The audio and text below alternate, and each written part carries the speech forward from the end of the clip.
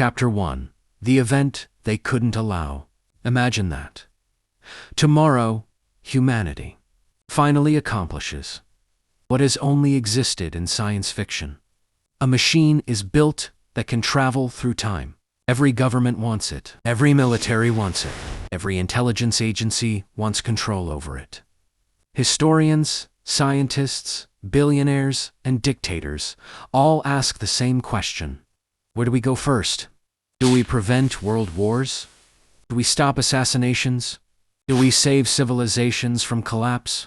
Do we alter elections? Do we prevent disasters?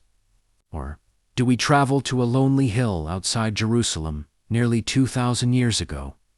Why would anyone risk tearing apart history for one execution? Alas, it wasn't just an execution. For most of my life, Jesus Christ existed in my mind as a gentle man with long hair, sandals, and kind words. The image, painted by movies, stained glass windows, and paintings made him seem almost harmless. A peaceful teacher, someone easy to ignore, easy to mock, easy to underestimate. Many people speak his name as a joke. Others use it as profanity.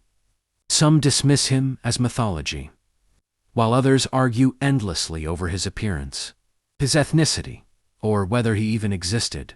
But here's what has always fascinated me. Whether someone loves Jesus or hates him, they almost never treat him like everyone else in history. No other man has inspired this much devotion. Criticism, artwork, debate, persecution, worship, or ridicule. Kings have come and gone. Empires have risen and fallen.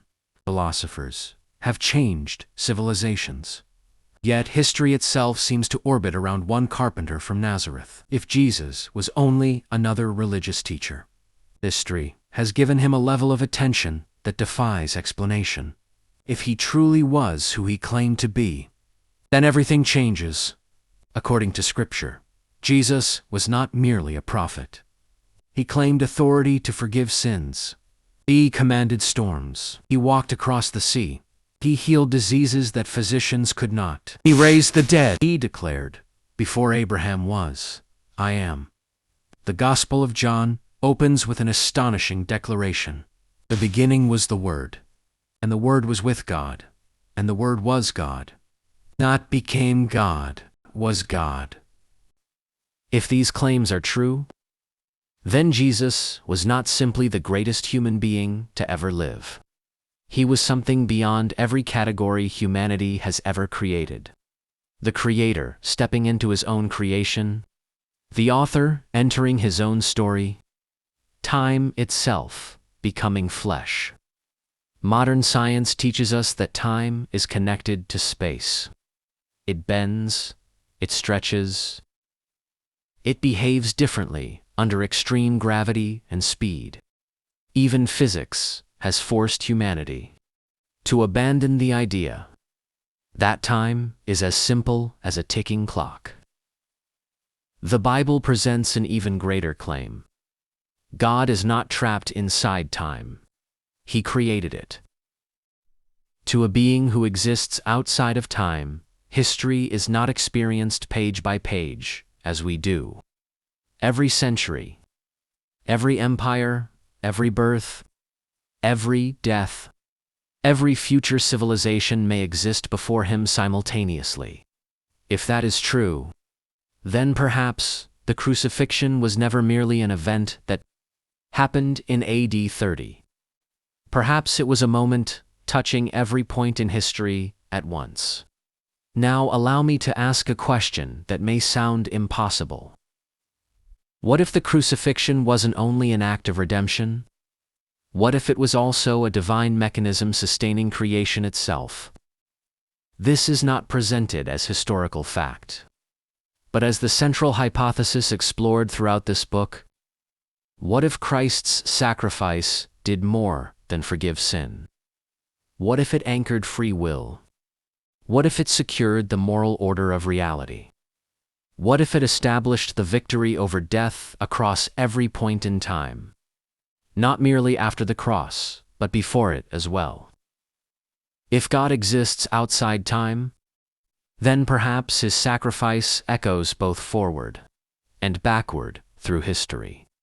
Simultaneously, perhaps Abraham, Moses, David, you, me, and every future generation are all connected to the same singular event. Not because history remembers it, because reality depends on it. If that possibility were true, then another question naturally follows. Who would want to stop it? The obvious answer is Satan. Scripture portrays him as the adversary, the deceiver, the one who opposes God's purposes. But suppose history becomes more complicated than we imagined. Suppose future civilizations discover time travel. Suppose artificial intelligence survives humanity. Suppose beings from another age or even another world learn that every path through history converges on one moment outside Jerusalem. Would they attempt to interfere? Not because they hate Jesus personally, because they understand what his death accomplishes.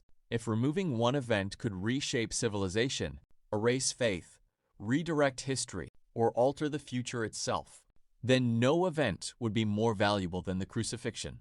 The cross becomes the single most important target in all of existence. There are stories scattered throughout history that refuse to disappear. The alleged chronovisor, a device said to have viewed scenes from the past.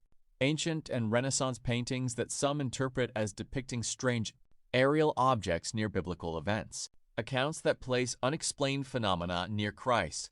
Most historians reject extraordinary interpretations of these stories, and many claims remain unverified. Yet they persist because people continue asking the same question. Was there more happening at these moments than anyone realized? This book does not claim these stories prove time travel. It asks whether they point toward humanity's enduring intuition that something about the crucifixion transcends ordinary history. Then there is the Shroud of Turin. Whether authentic or not remains debated. Some believe it is the burial cloth of Jesus. Others disagree. Yet regardless of where one stands, millions have spent decades studying blood patterns, wounds matching Roman scourging, and an image whose formation is still discussed. If authentic, the shroud would not merely be an artifact. It would be physical evidence connected to the most significant event in human history. If not authentic, it still demonstrates something remarkable. Humanity continues searching for tangible evidence of one man unlike any other. Walk through almost any major city on earth. You will find churches, crosses, paintings, cathedrals, statues, masterpieces carved from marble by artists who devoted years of their lives to portraying Christ. One sculpture can make stone appear as transparent as cloth draped over the body of a crucified man. Whether one accepts these works as acts of faith or expressions of artistic genius, they testify to something undeniable. Generation after generation has returned to the same figure, the same cross, the same story. No emperor has inspired this level of enduring reverence. No philosopher, no military conqueror. History keeps returning to Jesus. Perhaps that is because the crucifixion was never simply about Rome, never simply about religion, never simply about one man dying on a cross. Perhaps it was the hinge upon which all history turns. And if there ever comes a day when humanity, or something beyond humanity, learns to step outside the flow of time, there is one destination that would matter more than any other. One hill, one cross, one afternoon. Because if Jesus Christ truly is the eternal God entering his own creation, then the crucifixion was not merely the death of a man. It may have been the moment reality itself was secured.